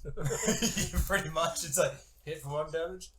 Oh, I suppose that's not too bad. They then hit for 20 and you're, oh. It's a good thing I've got all these healing objects. Also, I have enough Phoenix Downs? They have 50,000 hit points. Oh shit. That's still nothing compared to the Adamantilis. It's like 5 million hit points. Yeah, I know. Fuck, that was bullshit. Yeah. See, I'm just not a big fan of hit points because I think hit points are a little bit outdated. Yeah, that's fair. Especially for enemies. Nothing pisses me off more than a first-person shooter that has hit points. Oh, yeah, it's disgusting. Yeah, no, shouldn't have it. Especially when you're like, boom, headshot, 700 damage, and you're just like, no, that's dead. That's a bullet through the headpiece. Yeah, that's people don't survive that. Well, I guess they could. No, people have survived. But this was a 50 cal bullet. Oh, okay, yeah, no, people don't tend to survive that. So I absolutely hate that. I think it was the game I was playing that I think had an option of that. Like you could have... Why? Because it was like... It was the Division 2. I'm pretty sure it was the Division 2 that was like... Yeah, okay, you can either have hit points and changeable items, which is gross. Yeah. Or you can... Maybe it was Breakpoint. Maybe it was... It was a Tom Clancy game. Okay, yeah. Because I did play one. Because I think I played the first one. Okay, so... Big fan of Wildlands. Yep. Ghost... Shit, what was it called? Tom Clancy's Ghost Recon Wildlands. Oh, yeah. Great game. Absolutely brilliant. Me and my mate played it so much and we were playing together. Yeah. And we're flying along. He'd put a lot more time into it than me. Because why hadn't I played it? Oh, I just had an assignment due, so when it came out, I had an assignment due, so I was like, I'm not playing it until my assignment's finished. And he was like, okay, fair. I'm playing a lot. I'm waiting for you. So anyway, he's playing it, I'm not. Then I'm like, Nick handed my assignment, he's like, go, Wildlands. I'm like, Wildlands. We jump on, we're playing Wildlands. We're in this helicopter, like, just cruising along. I'm sitting there with my sniper rifle, assault rifle combo that I normally roll with. Yeah. His, Roland sniper, I think LMG. Sounds like what I would do. We're flying in, and then all of a sudden he's just like, oh no, because I'm like sitting on the outside of the helicopter. He's like, oh no, and I'm like, what's going on? And he's like, Sam's like, and then these missiles come flying at the helicopter, and he's like, bail out. And we're like, so high in the air. I think we're at like one of the highest points of the map because we were just fucking around at this point. Over one of the lowest points of the map because it's like all hilly and shit. But like, there's this one point where it's like this fucking pink lake or something. Okay. And it's pretty low. And the helicopter, he jumps out and he deploys his parachute, and I'm like, I can't jump out. He's like, wait, have you unlocked the parachute yet? I'm like, that's an unlockable skill. He's like, yeah. I'm like, no. He goes, oh yeah, you can't jump out of vehicles until you've got that. Oh, so I'm seeing this thing. It gets hit by the missiles. My character goes to down but not out, so he still can't jump out of the helicopter. And then he like lands, and it's just the whole time I'm just in this flaming wreck spinning towards the ground. I was like, oh no. Hit the ground, I just go boom. And then I just respawned somewhere else on the map. That's right. I hit the ground so hard it respawned me elsewhere. And I was just like, oh fuck. And we had so much fun playing that game because it was a really good game. Like, Wildlands straight. Yeah. And then Breakpoint came out, and I was like, looking forward to this. But they'd gone the Division thing because the Division, of course, had come out between them. Yeah. Where hit points, this, that, live service game instead of a contained game. Yep. And it bombed. It bombed really bad. I played it, and I was just like, this is shit. Which one? Division or Breakpoint? Breakpoint. Never played Division. Yeah, it wasn't great. I just literally, my friends were like, oh, we're going to get it, and then we waited a week, because like, we used to buy things on the day they were released, but we were like, we'll wait a week. It's about when you had to start doing that. Actually, Watch Dogs was another area of doing that. And we're sitting there, and we're like, and mainly we were waiting a week because we couldn't all get down to the store. But fortunately that week ended, and we were just all kind of like, yeah, no, we're not getting it. Because you heard too much about it? Pretty much we'd seen. We're like, you know, we were really into playing games together, so we'd watch some people play it to be like, oh, this is going to be... Yeah. We're just like, oh. So yeah, that happened, and we're just like, nah. So we never got the Division. I have played the Division 2. I haven't played Division 2. I think I have. But only because I got it for free. Same with Anthem. I got it for free, so... That actually might be how I have it. I don't remember. But, yeah, so Breakpoint came out, had a lot of the Division stuff, you know, hit points, this, that, all the rest. Multiple weapons. So, like, same weapon, but, like, different rarities with different things. And I was just like... I've never liked that. So it's like you literally running through, just constantly swapping weapons, because the next weapon you run into is going to have better stats than the one you're currently using. Pretty much is what happens. Yeah. You know, it came out really bad. Yeah. I hate any game where you shoot someone and like they'll damage the experience. Like, this just says use a machine gun, because I shoot accurately with my assault rifle and do whatever the damage is. Yeah. With a machine gun, the same shot puts about 4 bullets down, so I get that damage times 4. True. And it's like, I really hate that. I like being able to choose the guns I use, and have and get paid off for actually accurately for being because you know my whole playstyle is I take accurate shots. I don't want to shoot 20 times on a person if I can hit them once in the head without them ever knowing I was there. So whereas I play both playstyles, in certain situations I'll go for the accurate shot. I do. I've seen you take accurate shots, and I go, oh great, everyone now knows we're here, because you go, don't worry, boom, and I'm like sitting there with the silent sniper rifle, and you're just like, and then all like you shoot one guy, and like the other 10 that you haven't seen come running around the corner. I'm just like, firefight. But I do an accurate shot. Hey, sometimes like when there's only like one person, I'll do the accurate shot and do it. Other times I'm literally in there and I'm like, yeah, fuck it. Man, that proves you can't shoot accurately.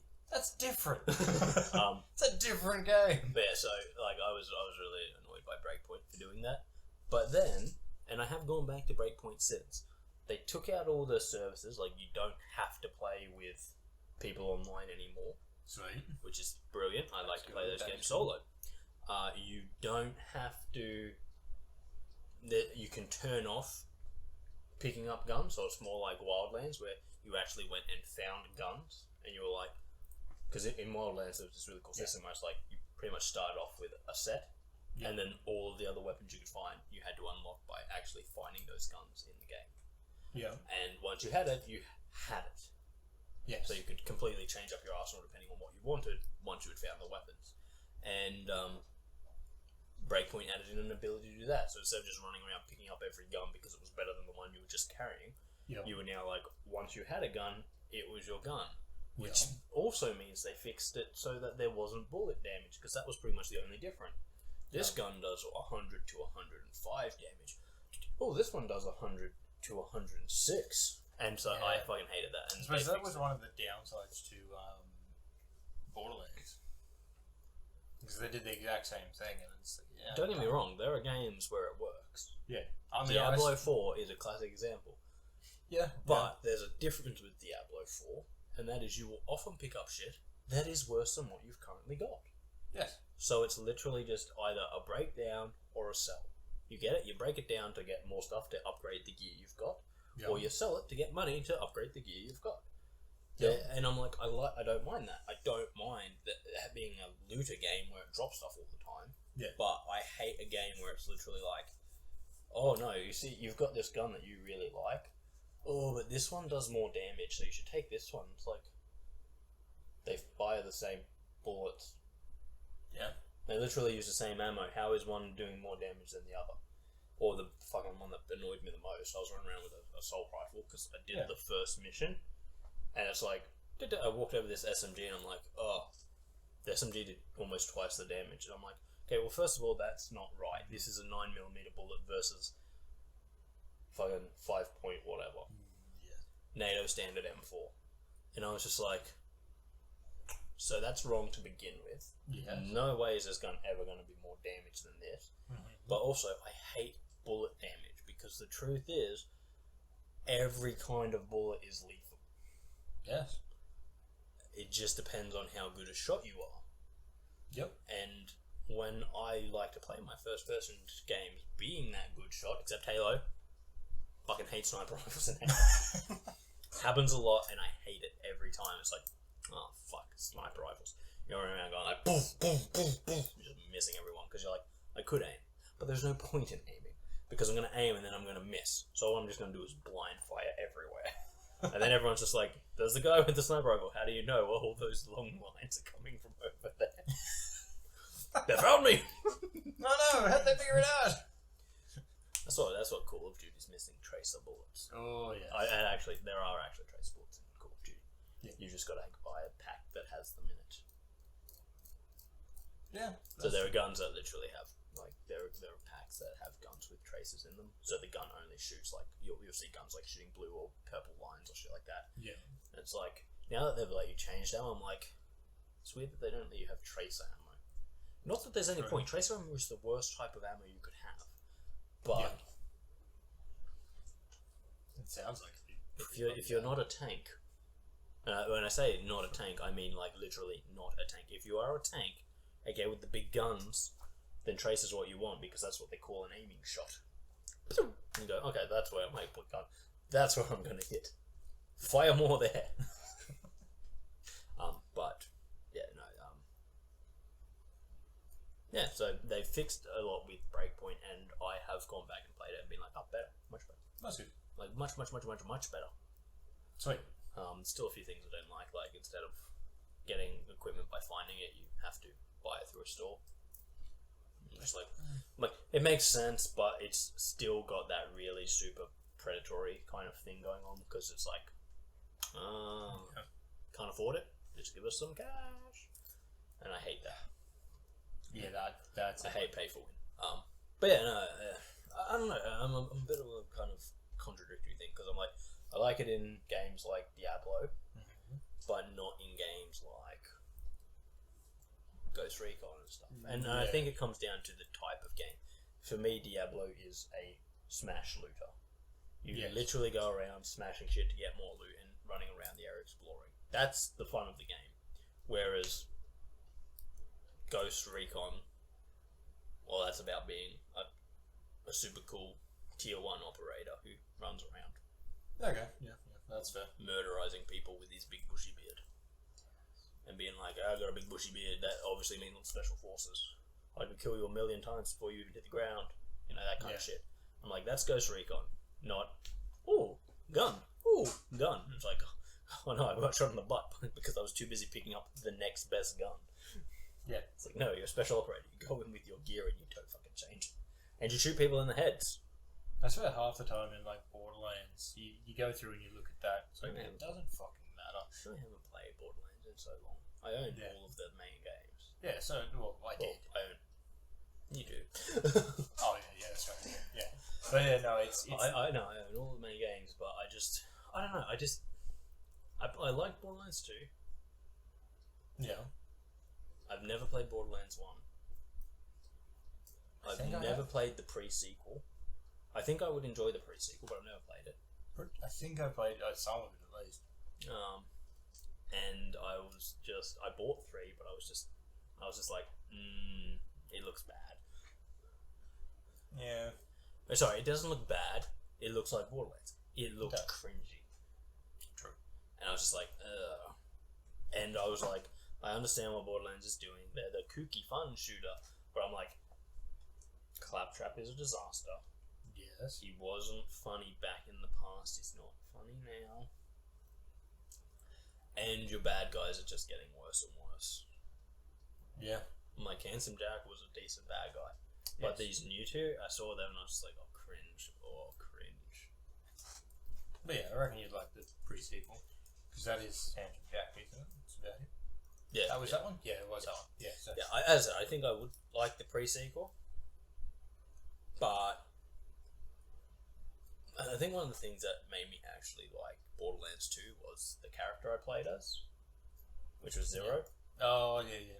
And they really haven't found a character like him since. No. And it was like, the sirens, they've always had a siren, they've always had the big gun guy.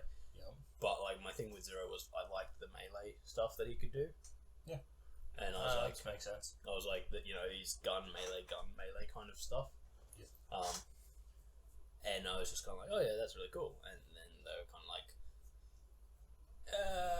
we've got more gun characters and more robot characters and more this and more that. And I was just kind of like, oh, okay. Yeah. Hey, we got a psycho character. And I was like, ooh, okay. I don't really care about that. And then I believe I played the psycho in that one. But I just got to the point where I was just like, Borderlands just never really did it for me. I think the only reason I was okay with the psycho is because it fit the playstyle I used back then. Which was, depending on what track you went down, taking damage was better for the psycho. So it was like, yeah, no, that's my playstyle. I'm gonna run out into the middle of shit like a psycho. Yes, again, as well.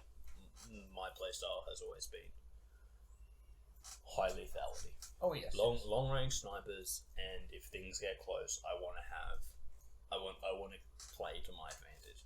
Oh yeah. Which for when in Borderlands 2 for Zero was like long range or super close. Yes. Mid range wasn't terrible for him because it's the same as everyone else. He just had mid range guns. Yes. The same as the enemy also. But once you were up close, it was like the enemy would like try and spot you or something. You could just be like slash move slash. See, yeah. Like long and close range were really good for him. Mid range, he was so.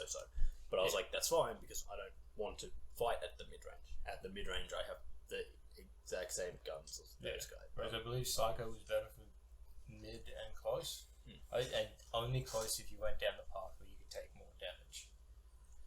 That's when. But yeah, as I said, that was like my whole thing: sneaky, long range killing, and I'm like, that's my playstyle, and I don't think they ever really brought it back. No, they were just kind of like, no, more guns, and I was like, yeah, that's pretty much the path you went down. And yes, as I said, I sort of got. I think 2 is the one I played a lot of as well, but otherwise bits and pieces.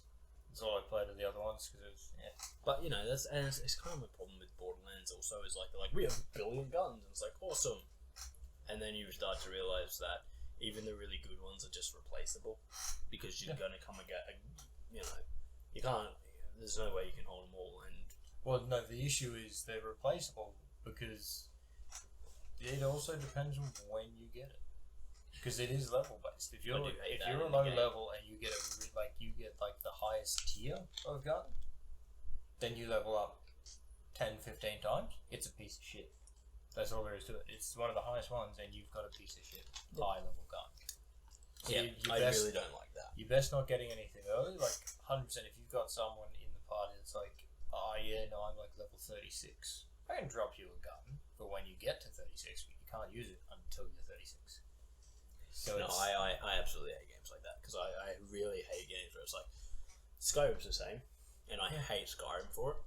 You can get some of the best weapons, like the named weapons, the one-of-a-kind weapons, and they can be worse than your standard weapon because you went and did the quest too early.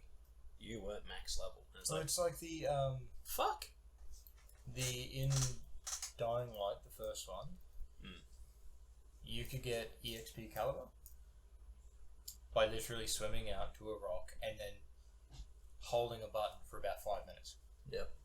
Which gave you the weapon. Stupidly high damage. Stupidly low durability. I luckily, while I was playing with the mate online, dropped it so he could have a look at it, look at its stats and that sort of thing. But then I looked down and I'm like, you picked it up, didn't you? And he's like, yeah. Why is it still on the ground and giving me the option to pick it up? No, you glitched it. We glitched it, Cheater. and accidentally. It wasn't even intentional. Like Kris and his cheating ways, people. It was not intentional. Kris Come on. Cheating. I did, however, then pick it up until my inventory was full. So did he. So yes, we did cheat, but it wasn't an intention to start with. No, but I also hate games with weapon durability in them because unless you could. Well, I don't mind Dying Light 2 because you can repair it.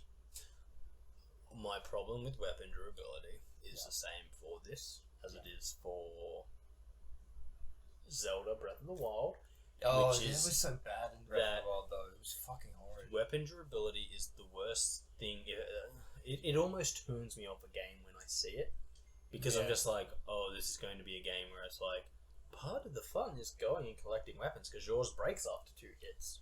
Well, see, in Dying Light 2, just like, fuck. I had weapons in Dying Light 2. It would, like, they had weapon durability, but I would go through 3 nights of fighting non-stop volatiles because it was strong enough to just take down volatiles. And that was a point of like, oh, I've used half its durability, which is a really fucking long time in that game. So it's like, it's not too bad. So, and then if you've got a particular item, you just repair it. And then it's like, oh, we're back to full and we're good. And it doesn't. See, I'm just not a fan of weapon durability because it kind of it makes a lot of assumptions. Definitely, it makes a lot of. It does make a lot of assumptions about like as I've always said, and Breath of the Wild is my go-to for this.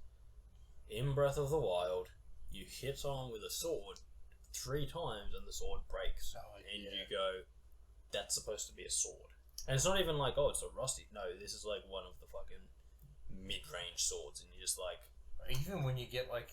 so like Breath of the Wild is literally like, you need to carry like 20 weapons on you because if you get into a fight, you'll probably use all 20 weapons. Oh, easy. And I'm just like... And it's kind of... It's like I finished the game, but it was...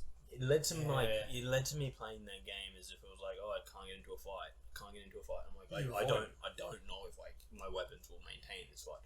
I don't know if I'm carrying enough weapons for this fight. I don't know if I'm carrying... And it's like, you eventually just get... I just got to the point where I was like, don't get me wrong, I still like Breath of the Wild, but I think people give it way too much credit because its durability system is a major sticking point. Like, literally, if I wasn't such a big Zelda fan, I would have put it in, seen weapon durability and just gone and seen what the weapon durability was and just walked away from it. Yeah. In fact, I kind of have walked away from it. Yeah. I haven't finished the game and I haven't gone back to it in about a year because I hate the system. I have finished the game and it was unnecessary. Yeah. It was pointless. They're the same thing, I know, but I just want to point in how unnecessary it was. Yeah. And, you know, there was no... Considering how long it can take you to get some of these weapons... Yeah. And it's like, oh yeah, you got this really good weapon. You're like, okay, I've actually got a weapon that can do some decent damage. Yeah. You kill one enemy with it and the weapon's broken and you're just like... Oh, even the shields are fucking horrible. You'd almost be like, do I take a shield? Probably not. They're worthless. It's like... fighting the Guardians, it's like, oh, you can fight the Guardian. You can just... It's one shot if you reflect it back. It's like, yeah, but if I've got the timing, I then just start draining or going through all of my shields because it destroys it. No, I don't know if you get it right. If you get it right, it's fine. But if you don't, like, you've got to fucking get the timing down first. So you've got. I burn through shields just to get. I've got the timing. timing. I think it took me a shield to get the timing. Well, you don't have the timing now. If you went back to it, you wouldn't have the time. You still have to get rid of it probably shield. cost me 2 shields. That's what I mean. But the problem is, I've got the timing for a certain distance. And that's what I mean. It's for a certain distance. And that's the tough part. Because if your camera is not on the right angle, fuck, I was wrong. Mm-hmm. No, or if you're fighting multiples. Yeah, because you focus on one and the other one shoots you instead. It's like, oh, shield's gone, fuck. And now I'm getting hit by the other one. Sweet. But yeah, no, I just really disliked how they did that. And I'm hoping for, what's the new one called? I can't remember what it's called, actually. I'm not going to say it's Breath of the Wild 2, but I know it's not. It hasn't. Tears of the Kingdom? Maybe? I can't think of it. I really can't think of it. Yep, Tears of the Kingdom. I'm hoping that they threw away the weapon durability system and just went, that was a blunder on our part. Get rid of it. I don't think they will, because it made a really good way of being like, oh, this enemy is weak to this kind of attack, so you have to go find a weapon with that. But you can't just keep it. You've now got... Yeah, and I doubt they'll get rid of that, because it's like, oh, if you're smart, you can bring all these... And it's like, yeah, but no. So I don't mind, as I said, I don't mind weapon durability as long as it's done right. Yeah. For the type of know what? There are a lot of games I play that have weapon durability. Like, I think technically, doesn't The Witcher 3 have weapon durability? I think it does, yeah. And I've just never noticed because it doesn't... The problem with Breath of the Wild is when weapon durability hits 0, the weapon's gone. You can't just go... It's not like you've got this weapon and it's just like, oh, now it only does half damage. Yeah. Your weapon is literally gone. Yeah, and was it Dark Souls? It does the same thing. Dark Souls kills your weapons. No. You can repair it. Oh, okay. Unfortunately, if you have a whetstone on you, it's quick repair. However, you're generally in the middle of a fight to try to use a whetstone, but it's not a full repair. Right. You've actually got to get a full repair. You've actually got to go. Yeah, no. I guess that's kind of my big problem. It destroys the weapons rather than just lowering damage. When they run out, and it's like when that durability's gone, the weapon's gone, and it's just like. Well, actually, that one was even worse in Breath of the Wild, because didn't it also, once it was getting low, it did less damage? I don't know. I'm fairly certain. Yeah, I think it was that one. I know. I'm pretty sure. But I'm fairly certain it's like throw a weapon that was just about to break, like had one more hit in it, it did double damage when you hit them. Yeah, that sounds right. But I can't remember. It's been a long time. But as I said, I could be thinking that's wrong, kind of my biggest. Sure. That's kind of my biggest issue with Breath of the Wild. Yeah. Is, don't get me wrong, I enjoyed it. I think it was a good game. I think they did a lot of things right. But everyone's like, "Oh, Breath of the Wild's brilliant." Breath of the Wild. I'm like, you've obviously forgotten the weapon durability system, because that was not brilliant. That was bullshit. Yeah. And I'm like, and worst of all, the game. If you look at the game as when you get the Master Sword, durability, and it's just like, it's the Master Sword. Shouldn't have. And it's like, oh no, you only lose it for 10 minutes. You've got to wait 10 real life minutes before you can use it again. I'm in the middle of a fight. That is not. And I'm just like, it's literally the symbol of this game. Yes. It should have no durability. And you have to play at least 13 hours to get it. Yeah, because you have to have enough health to be able to even get the sword. Mm-hmm. I'm like, once you get it, you should never have to worry about weapon durability. No. Especially considering that in the presence of evil, it does double damage, or you can do the trials to get it to do double damage all the time. Yeah. But the durability just kills me. And seriously, the reason I haven't gone back to Zelda Breath of the Wild and have not finished it is because weapon durability is BS. That is shit. And it's like, oh, but we made all these weapons and we wanted to force you to use them, and it's just like, there are other ways to get you to use weapons. Yeah. Like the old Zelda games, where it was like, you start off with this wooden sword. That's all you have. Use it. Then you get better weapons. You can still go back to it if you want to give yourself the challenge, but you get better weapons. Yeah. And I don't think Breath of the Wild did it well. Because, I don't know about you, but I literally spent most of the time I was playing it looking for weapons to restock. Because I'd get into 1 or 2 fights. You get into one fight and you have one left. It's like, cool, I have this one weapon, which I now need to go and find another, 7 at least. Yeah, and looking for fucking stupid yahas to get more space for it. Yeah. And you're like, oh yeah, I've got this shield. And they invented all this really cool stuff, like shield surfing and stuff. That was something that was brand new. It destroyed shield durability. Yes. So I was like, I've got 3 really good shields. But don't get me wrong, that makes sense if you could repair it. It shouldn't do it as fast as it did. First of all, no repair is for a weapon durability system is ridiculous. 2, how fast the weapons deteriorated was ridiculous. Yes. And 3, Zelda needed none of it. No, it didn't. And it was I was excited, especially when they did so much right. They did so much right. And the game itself, the story and everything was good. That was just its downfall was literally that and stamina. Even once you got really good stamina, it was still shit.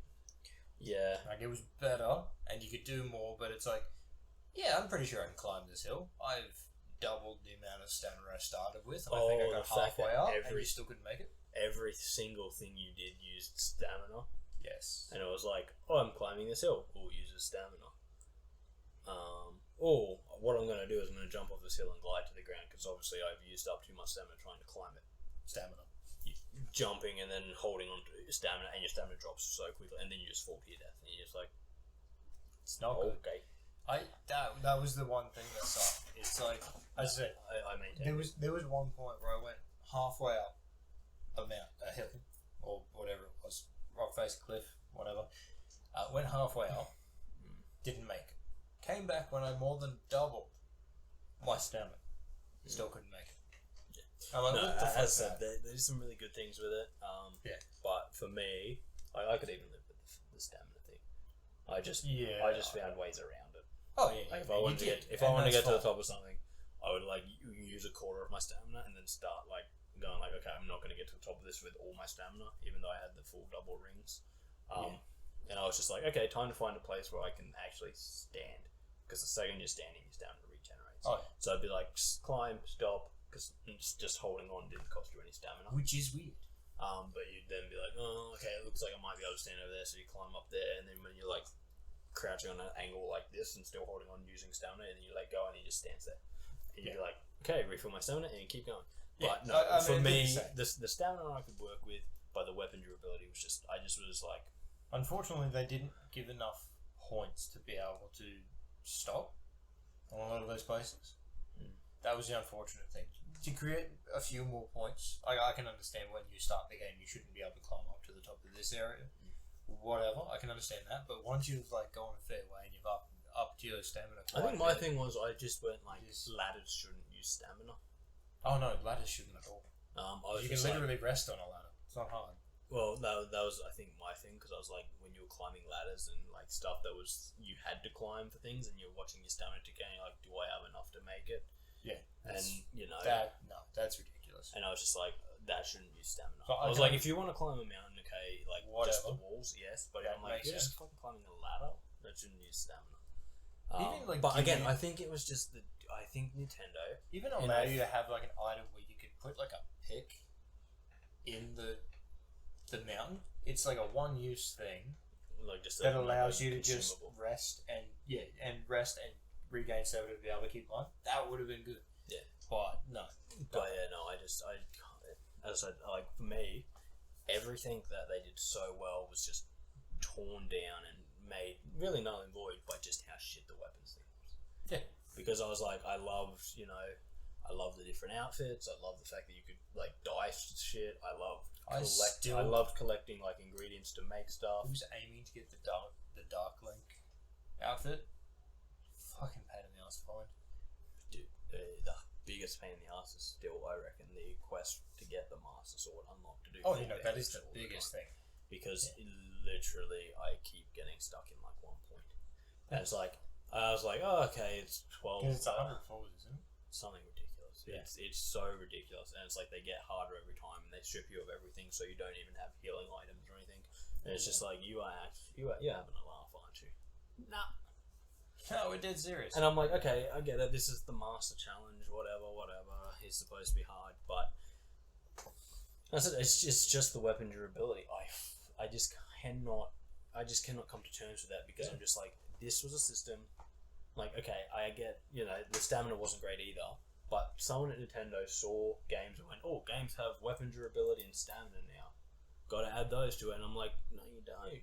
Well, as I said, Dark Souls had it, but they did a thing of like, once you started getting low, it'd come with messages like your weapon durability is getting low, and it would go down to doing like 2/3 damage, and I'm like, okay, it's pretty low, it's getting blunt, whatever. And then once it's like the weapon's broken, okay, you can still use it. It's doing like a quarter or less damage, but the weapon's broken. I can understand that. You can still actually finish the fight while using that weapon. It's not going to be destroyed. You just go and pay to get it repaired later, which was cheap. So it's like another game that has a very similar, like I say similar, Kingdom Come Deliverance. I don't know if you played it, but the more you use like a sword or something, it gets like nicks in it. It gets like dirty, all of this kind of stuff. So you then can go to one of the stones. And there's a mini game for resharpening it. Yeah, and it doesn't. I think it takes a bit of damage away from it, but only from certain moves. It's like the slashing moves. I think if you haven't sharpened it in a while, and because like they actually modeled like the damage onto the edge, so you can see that it's like all jagged and not good. Yeah, and it's like the slashing damage is down. Yeah, the stabbing damage is still fine because it's still, as long as it's pointy. It still stabs. So, but it shows you that it's kind of getting mucked up. But all you have to do is go to something where you can do it for free, and clean and sharpen. Yeah, the armor you have to repair yourself. But again, the durability on the armor isn't ridiculous. No, yeah, and you repair it, so you can go like get it repaired and. But like there are games that do damage, weapon durability and armor durability well. That sounds like it's a really good one. Dark Souls did it really well. The Witcher 3, had no armor durability, but I'm pretty sure it had sword durability. I think it did. Actually, it might have had armor durability. I can't even remember now because I'm remembering that there were definitely like repair kits that you could get. Yeah. And I'm like. Thinking they did fuck all. I'm really thinking that I played most of that game without ever. I like the idea of having like a kit. Like as much as if the kit does fuck all, I'm okay with that. No, I don't mean like it did fuck all. I mean like I don't think I ever used them. Okay, fair. I literally think that the durability thing was so like I definitely remember going to stores and getting it repaired. Yes. But like cheap as chips, kind of, and like once every 10 hours. Like the kit probably cost more than actually getting it done. Yeah, probably something. And like I could understand a kit if you have a kit in that situation, it's not going to be a full repair. No, but as I said, I honestly can't remember. I know, definitely thinking about it, I'm like, yes, The Witcher 3 has durability in it, but thinking about it, it was an afterthought.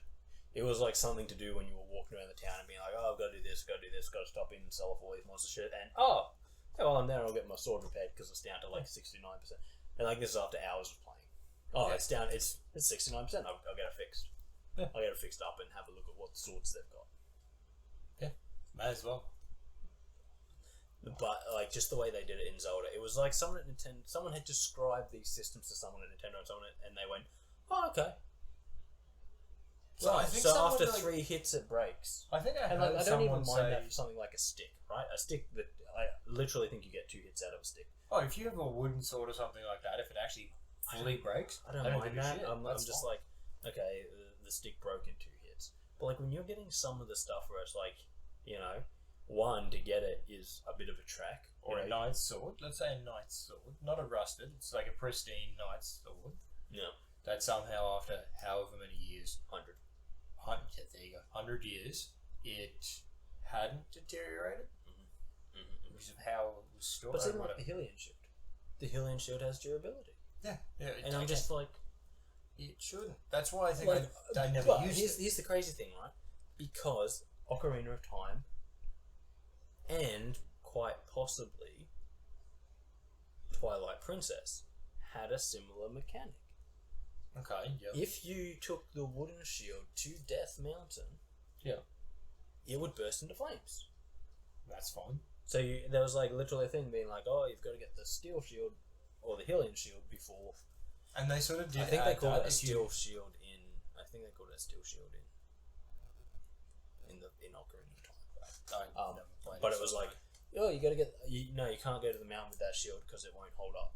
So you've got to. So they made getting the shield part of the quest because it was like if you like in Ocarina of Time, and definitely I want to say definitely Twilight Princess.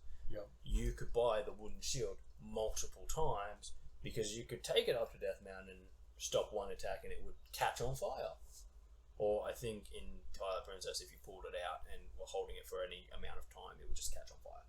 Yeah. I mean, I did like that they kept some of that in, but they did actually keep that. If you were anywhere near lava, your wooden stuff caught a light. Yep. And if you were in a thunderstorm, any of your metal stuff attracted the lightning. I liked that. That was good. That was fun. But again, which forced you to have to actually carry wooden stuff. I know, and that's kind of the thing. They had so systems in there to do it. Why did we need to add weapon durability? It also annoyed me even more because you would do the stuff and get like the heroes' weapons. Yeah, and then like useless. Each of the heroes had a weapon specifically for them. Yes, and you can craft those weapons if you have the materials, but the materials are like super rare and super expensive. It does still make sense. But you can craft them, and I'm like, okay, but it's because they break, and it's like, no, don't have them break. These are supposed to be the legendary heroes' weapons. They should be a one-off weapon, because the legendary hero was using it for years, fighting whenever they needed to, and then you grab it and it's done in like 3 hits. Like, nah, fuck off. Yeah, I really hated that durability system, and I really think everyone who throws all this praise on the Twilight Breath of the Wild is someone who hasn't played it for a very long time, because they seem to have forgotten how bad that was. As I said, there are things they did to the game that I liked. Like I said, keeping in those fun little things of don't use wood anywhere near lava and don't use anything metal in lightning storms. Whatever. Thunderstorms. Whatever. And the story. The story was good. Yeah, but side quests, they were good as well. Don't get me wrong. Everything in it was classic Zelda. Great story, great everything. It was just this one thing for me. This one thing. And so the stamina never bothered me that much, but the weapon durability, I was just like, why even give us weapons? We can just punch with our hands, but you can't actually punch with your hands. The weapon breaking, because they don't have durability. I'd say the weapon breaking was almost game breaking. It was, and especially as you get further and further into the game and get better and better, and all the enemies start to get stronger and stronger, and your weapons don't.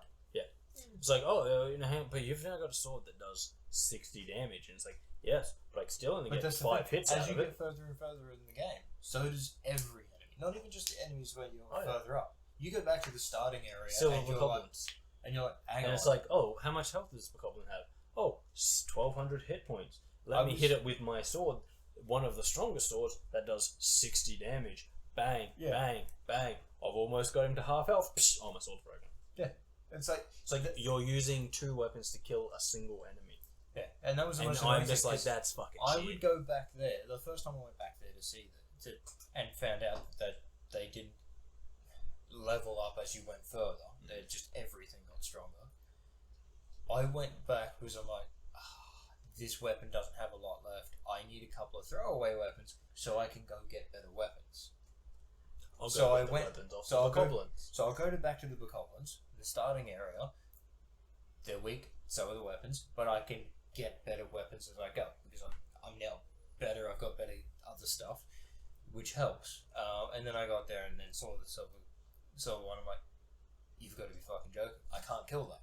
Not with the amount of weaponry. And quite often I found myself, I didn't have weapons. Yeah, no, I wasn't exactly in the same situation. A lot of the time you find the fights like, don't get me wrong, Zelda's never been this, like, epic me versus 20 guys type thing. Yeah. But you would literally find the fights, drop a bomb, run away, blow it up, run in, drop another bomb, run away, blow it up, because you just didn't have any other weapons. And I was like, the people who sing this game's praises must have forgotten that one. It's a ridiculously horrible thing. Or there's this fucking setting, and if there is a setting out there which is like durability off. Then you've now got a perfect game, like everyone keeps saying it was. But unless that option is hidden somewhere, it is a long way away from a perfect game, because that one point was just so bad. Oh, as I said, it was horrible.